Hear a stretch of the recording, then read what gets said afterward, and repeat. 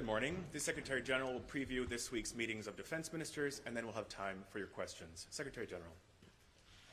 Good morning. Defense ministers will meet tomorrow as we prepare for the NATO summit in Washington in July. At last year's summit in Vilnius, we took major decisions to further strengthen our deterrence and defense. Now we are putting these plans into action. This requires investing more, and we are making real progress. Today, I can announce our latest figures. Since the investment pledge was made in 2014, European allies and Canada have added more than $600 billion for defense. Last year, we saw an unprecedented rise of 11% across European allies and Canada. This year, I expect 18 allies to spend 2% of their GDP on defense. That is another record number, and a six-fold increase from 2014, when only 3 allies met the target. In 2024, NATO allies in Europe will invest a combined total of $380 billion in defense. For the first time, this amounts to 2% of their combined GDP. So we are making real progress. European allies are spending more. However, some allies still have a way to go, because we agreed at the Vilnius summit that all allies should invest 2%, and that 2% is a minimum. At the ministerial, we will also discuss further ramping up production of ammunition. In the past few months, NATO has agreed contracts worth $10 billion. And just this week, Germany launched the construction of a new ammunition factory in Lower Saxony. At full capacity, it will produce around 200,000 artillery shells per year. And we will also review progress in full resourcing our new defense plans. Right now, we are testing these plans through exercise Steadfast Defender, the largest NATO exercise in decades, with approximately 91,000 forces from all 31 allies and Sweden. This is a clear demonstration of our capabilities. We can never take peace for granted, but there is no imminent military threat against any NATO ally. NATO will continue to ensure that there is no room for miscalculation in Moscow about our readiness and resolve to protect all allies. This week, we will also hold a meeting of the NATO-Ukraine Council and a virtual meeting of the US-led Ukraine Defense Contact Group. Both of these meetings will focus on our support. We continue to help Ukraine move closer to NATO standards on everything from procurement to logistics. And allies continue to make major deliveries of weapons, equipment and ammunition.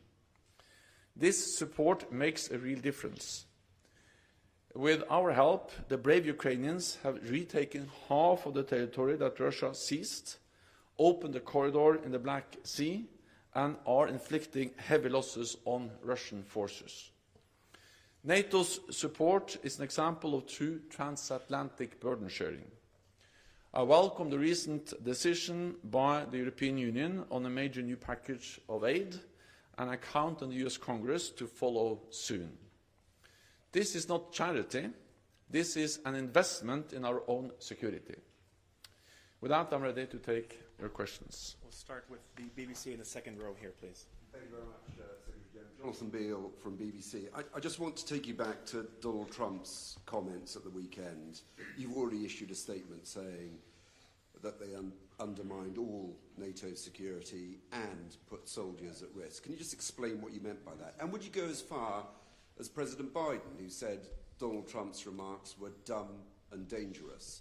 And separately on the spending, you've highlighted increases in NATO spending today, with an expectation that 18 countries will meet the 2% target. What would you say has been the main motivator of that? Is it threats from Donald Trump, or is it threats from Vladimir Putin? Thank you. NATO has been able to prevent a military attack against any NATO ally for 75 years.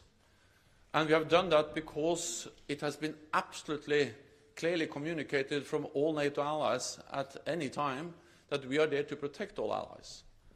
The whole idea of NATO is that an attack on one ally will trigger the response from the whole alliance. And as long as we stand behind that message together, we prevent any military attack on any ally. So the purpose of NATO is to prevent war, is to preserve peace, is to prevent an attack on NATO allies. And we have done so successfully for decades because our deterrence is credible. So any suggestion that we are not standing up for each other, that we are not going to protect each other, that does undermine the security of all of us, increasing the risks. And therefore it is so important that we, both in actions but also in words, communicate clearly that we stand by NATO's commitment to protect and defend all allies. The good news is that that's exactly what NATO allies are doing. NATO has the capabilities, we have the resolve to protect and defend all allies. And that's also the reason why we don't see any imminent threat against any NATO ally, because we have, since 2014, significantly enforced our collective defense. We have the strongest reinforcement of our collective defense in decades, and that was, of course, triggered by President Putin's illegal annexation of Crimea. But it was a decision by NATO allies back in 2014 that since the world has changed, since the world became more dangerous, it was necessary for NATO to respond. And that's exactly what we have done. With more defense spending, record high defense investments across the alliance, with more forces deployed in the eastern part of the alliance, with higher readiness of our forces, with heavy investments in new modern capabilities, all of that together has strengthened NATO. And as long as we continue to invest, as long as we continue to adapt NATO, we will continue to ensure that no NATO ally is attacked. Sorry, you didn't mention Donald Trump. So what is your message to Donald Trump specifically? So my message is exactly what I said, that we should not undermine the credibility of NATO's deterrence. And that's both about the capabilities we are investing in, but also how we communicate. Because the deterrence is in the mind of our adversaries, and we should leave no room for miscalculation or misunderstanding in Moscow about our readiness and our commitment, our resolve to protect all allies. And the reason to do so is not to provoke a conflict, but is to prevent the conflict, as NATO has done successfully for 75 years. We'll go to ZDF up here on my right, please. Thank you. Florian Neuhan, ZDF Gem TV. Again, one follow-up question on the Trump statements, Mr. Stoltenberg. There is now a discussion going on in Europe whether it needs an own nuclear deterrence. What is your position on that? Does European Union as a whole, or maybe some European member states, should think and develop an own nuclear deterrence in order to be better prepared for a future with maybe Donald Trump in the White House? And the second question, you mentioned the ammunition factory which was inaugurated by Chancellor Scholz. It's going to take a month until there's really a production starting, but there's a lack imminently now in Ukraine. What can and what should NATO countries do in order to help Ukraine now with ammunition? Thank you.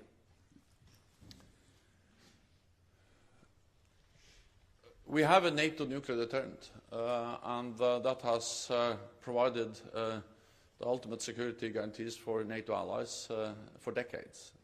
And this is the arrangements we have together in NATO, with agreed procedures for command and control, doctrines. We are exercising together.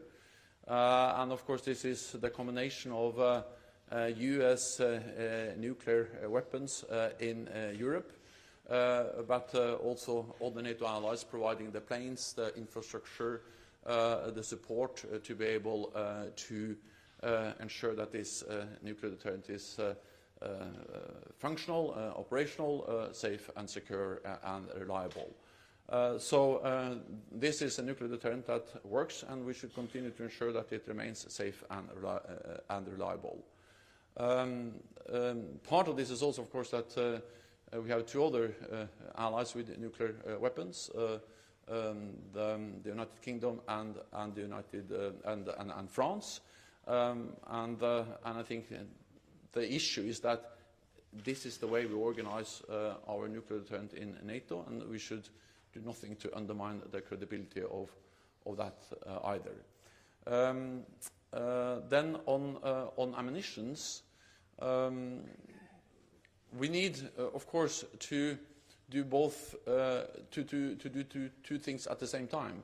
We need to be able to deliver ammunition in the short term, meaning that we need to continue to dig into our own stocks. We need to see if there is possible to buy ammunition from outside NATO countries, and allies have done that. And we need to also be able to ramp up production from existing factories. More shifts has been a way to actually increase production from existing production capacity.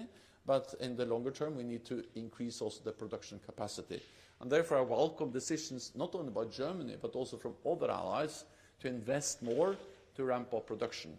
And that's the way we will ensure that we're able to both continue to support Ukraine with a steady flow of ammunition, but also to replenish our own stocks, which have now been depleted, to enable us to support Ukraine. Go to Radio Free Europe on the fourth row over here, please. Denis Dermenji, Radio Free Europe, Moldovan Bureau. In previous years at the Madrid and Vilnius summit, the allies pledged to support Moldova, and lately we've been hearing more and more claims that Moldova is put in as next target. And this week Shahed drone was found shot down on its territory. Could you please explain what kind of assistance from allies the so-called next Putin's target can receive, and what NATO can offer to Moldova through the new ITPP, which will be launched next year? Thank you. Well, as the discovery of drone fragments in Moldova just demonstrates that the war in Ukraine is dangerous. And this is a direct result of the war aggression that President Putin launched against a neighbor of Moldova, against Ukraine, and demonstrates the reckless behavior of Russia attacking another country, also with consequences for neighbors like Moldova. We are working closely with Moldova. We are closely monitoring the situation. Moldova is a partner. We are working with them on reforms, on capacity building. But of course, we also respect the neutrality of Moldova. Moldova is not seeking NATO membership, but we welcome very much to further strengthen the partnership with Moldova. We'll go to Interfax here, please. Third row.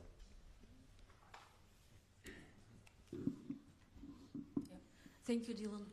News agency Interfax, Ukraine, Irina Sommer. Coming back to defense industry, recently President of the European Commission, Ursula von der Leyen, said that Ukrainian defense industry will be integrated with the EU. Is it such a possibility in the frame of NATO to do so? Thank you.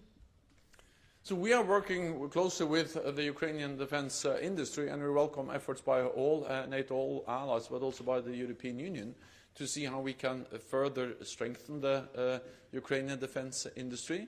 I think the Ukrainians have demonstrated ingenuity and skills when it comes to producing more weapons, developing new weapons, and not least combining different types of technologies when it comes to unmanned vehicles, drones, but also maritime drones, to enable them to actually inflict heavy losses on Russian forces, also far behind the lines, including ships in the Black Sea.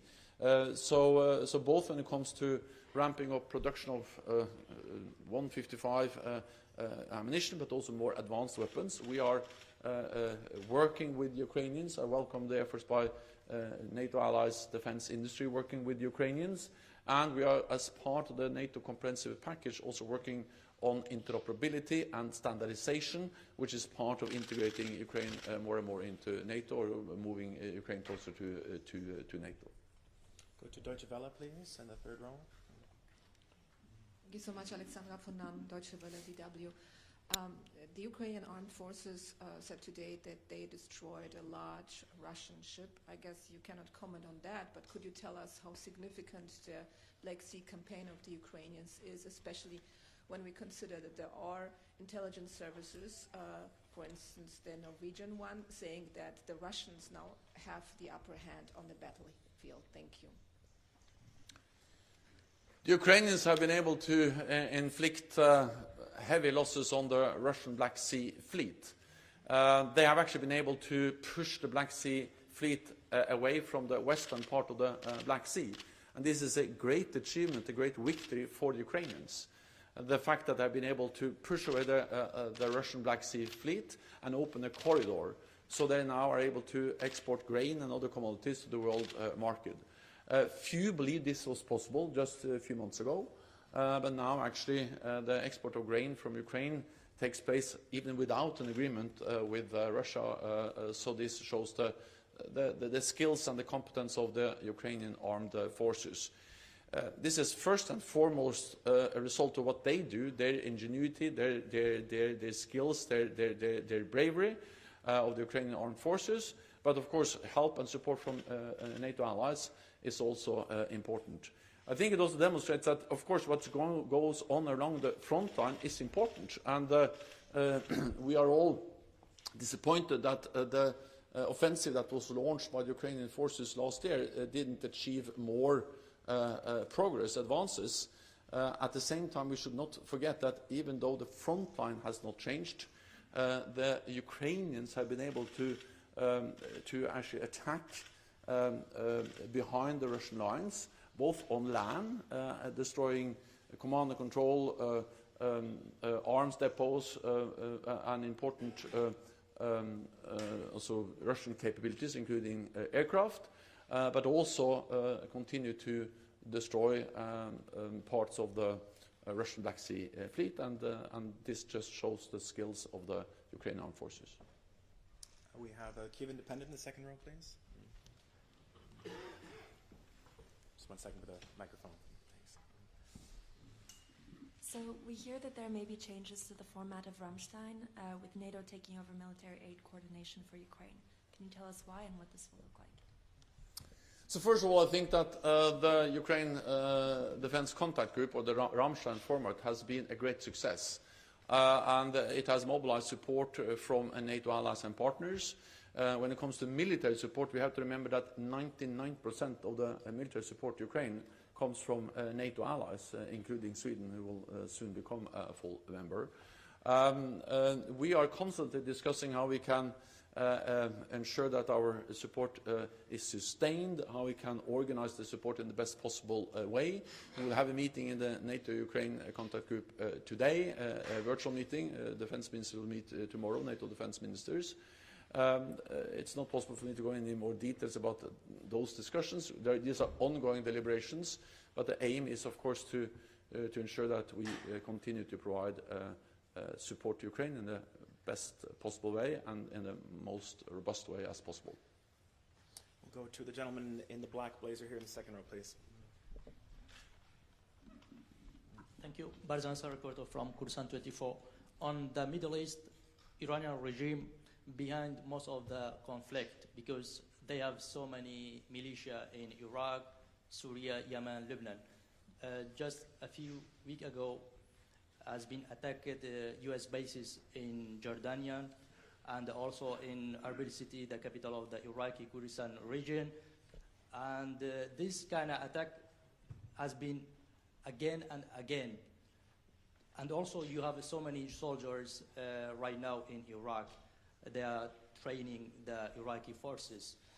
Don't you think this is the time to building the air defense system in Iraq or in North Iraq? Thank you. Well, what we see is that Iran continues its destabilizing policies across the Middle East, including support to different militia groups and terrorist groups. And we have made it clear that Iran should rein in its proxies.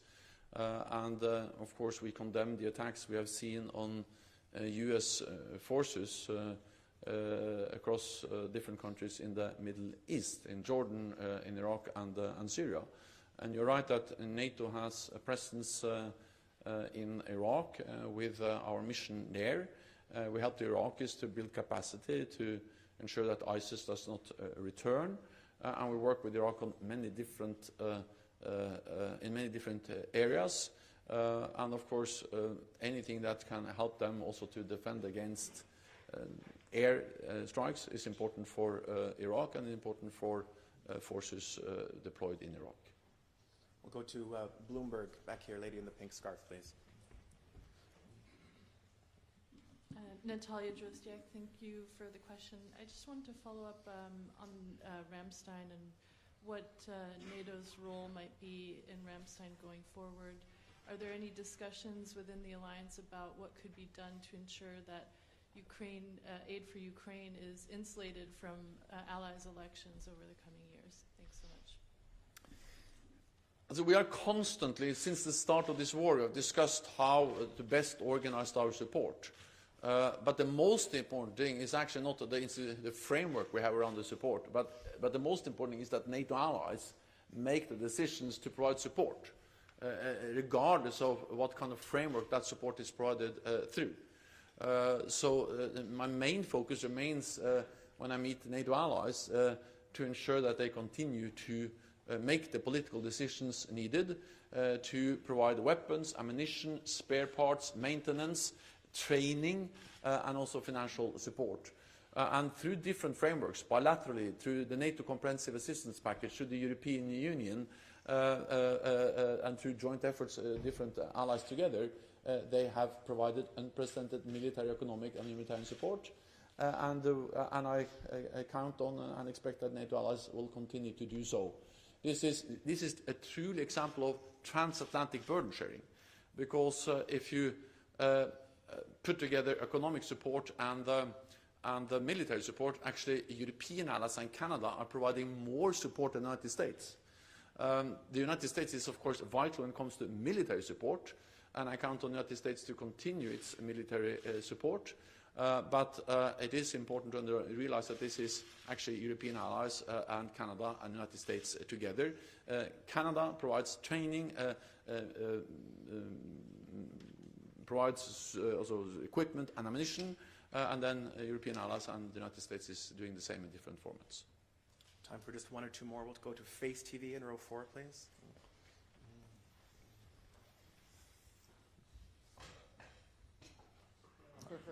Next to you. Yeah, thank you. Do you still see a threat of a spillover of instability into the Western Balkans as a result of the ongoing war in Ukraine? And what do you see as a concrete chances for a negotiated solution to that conflict? Thank you. So we have seen increased tensions in Kosovo and in other parts of the Western Balkans over the last months. I visited the region just before Christmas. My main message is that all sides should refrain from inflammatory rhetoric and any actions that can further escalate the tensions in the region. And when it comes to Kosovo, the way forward is the EU-facilitated dialogue between Belgrade and Pristina, and I encourage both Pristina and Belgrade to engage in good faith in that dialogue. As a result of the attacks and the violence we have seen in Kosovo last year, or we saw last year in Kosovo, NATO allies have increased their presence. The KFOR mission is there. It's there to ensure a safe and secure environment for all communities, and we have added roughly 1,000 extra troops to ensure that we can continue to live up to and deliver on our UN mandate. And final question, Dmitry Shurko, Ukrainian News Agency, in the third row, please. Here. Thank you for the floor. Dmytro Shkukla, National News Agency of Ukraine. In the public domain, Russia is openly threatening to the West and to the NATO allies with a hybrid threats and warfare. Will the minister consider such kind of non-military threats, like we see now, for instance, in a Russian-Finnish border with a refugee flow, or maybe some tensions and violent protests on the border between Poland and Ukraine, from the point of view of internal security and stability, and in particular of the military mobility? And if I may, short follow-up, we are approaching the second anniversary of the beginning of the Russian aggression against Ukraine. What main lessons were drawn by the allies from that events? And you sometimes saying that the failure of Ukraine could be the great threat to European stability and Euro-Atlantic security. Do you really consider such kind of option of failure? Thank you. So first, on the potential for different hybrid threats, well, of course, that's something we take very seriously. We don't see any imminent threat for any military attack against any NATO ally, but of course it's a constant risk for different hybrid attacks, cyber and other types of hybrid actions against NATO allies. And this is about improving our intelligence, it's about sharing intelligence, it's about working also with the civilian society, that the armed forces working with the rest of the society to address these threats, and that's something we are constantly doing. We are also exercising, and of course we are monitoring the situation along our border, the NATO border, the borders with Russia, to ensure that we don't that we react in an appropriate way to any challenges we see along the border with Russia. Then on the lessons learned, I think there are many lessons to be learned, but of course for NATO the most important lesson learned is that we need to stand together, because it's really the fact that European allies and Canada and United States together did two things when we faced the full-fledged invasion of Ukraine in February 2022. The first thing we did was to agree to step up our support for Ukraine. And that support has made a significant difference on the ground. We have to remember that when the war, when the full-fledged invasion happened, most experts, or many experts, feared that Ukraine would collapse within days or weeks.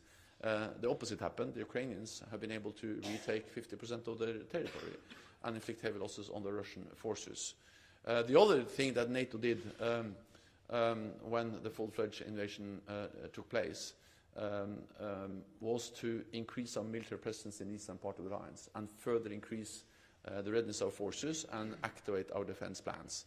And we did so to communicate very clearly to Moscow that President Putin should not consider at all to escalate this conflict beyond Ukraine. And we did that, and we continue to do that by sending a clear message that we are there, NATO is there, with more troops in Romania, in the Baltic countries, in Poland, and higher readiness and bigger exercises, and also the increased defense spending. All of this is sending a message that we support Ukraine, but we also ensure that the conflict doesn't escalate beyond Ukraine into NATO territory and to a full-fledged war between Ukraine and Russia. We have time for just one final one. Vege, over here on my right, please, behind the cameras.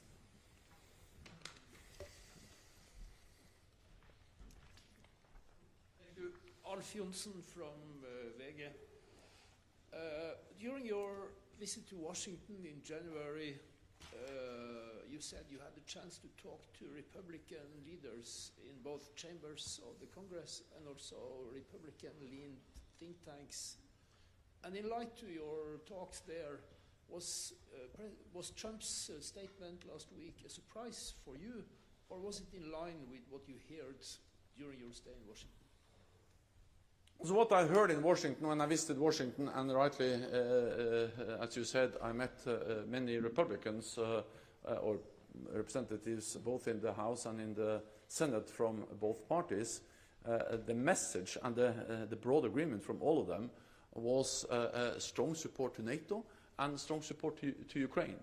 And therefore, I welcome the decision by the US Senate on an aid package to Ukraine, and I count on the House to agree or to find a way forward to ensure that Ukraine can continue to receive substantial military support for Ukraine, or from the United States to Ukraine. I think that we need to realize that a strong NATO is important for Europe, because it's obvious that the US troops in Europe, the American commitment to European security is essential to prevent any attack on European allies. But a strong NATO is also good for the United States, because through NATO the United States has something no other NATO ally has, and that is no other major power has, and that is more than 30 friends and allies in NATO. And that makes the United States stronger and safer. So it is in the national security interest of the United States to keep NATO strong. It is strong bipartisan support in the US Congress for NATO. And we have to listen and take note of the following. The criticism that we hear is not primarily about NATO. It's about NATO allies not spending enough on NATO. And that's a valid point. And it's a point and a message that has been conveyed by successive US administrations, that European allies and Canada have to spend more because we haven't seen fair burden sharing in the alliance. The good news is that that's exactly what NATO allies are doing. With a record high increase in defense spending last year, with now 18 allies spending 2% or more and more allies are coming close to 2%, and I promise to be there very soon. And the fact that we now see record high spending across Europe, European allies, just highlights that this message have had an impact. European allies and Canada have stepped up, and I count on them to continue to do so. A strong NATO is also important for the United States because it makes the United States stronger. The United States have never fought a war alone. They always fight with allies, and that makes the United States stronger. From the Korean War to Afghanistan, NATO allies have been fighting shoulder by shoulder with US soldiers. And we have to remember that the only time we invoked Article 5 was after an attack on the United States, and in Afghanistan, 9/11, and hundreds of thousands of Canadian and European troops served in Afghanistan to protect the United States, and many of them paid the ultimate price. So that's the reason why there is strong support for NATO in the United States, because they, of course, understand the same as the Europeans understand, that we are stronger together. And, of course, the more concerned they are about China, the size of China, the more important it is to keep NATO strong. Because the United States represents 25% of the world GDP. Together with NATO allies, we represent 50% of the world economy and 50% of the world's military might. So, as long as we stand together, protect each other, we are safe, we prevent an attack, and we ensure that we are standing up for our values through a strong transatlantic bond. That's all we have time for today, but we'll see you tomorrow for the ministerial. Thank you. Thank you.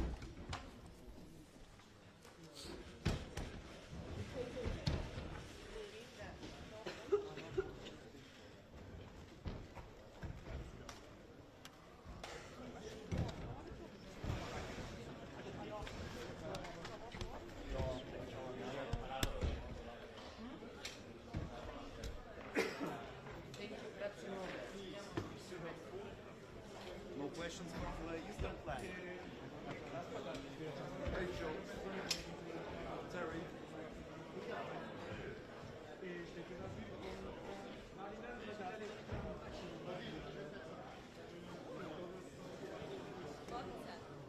Terry.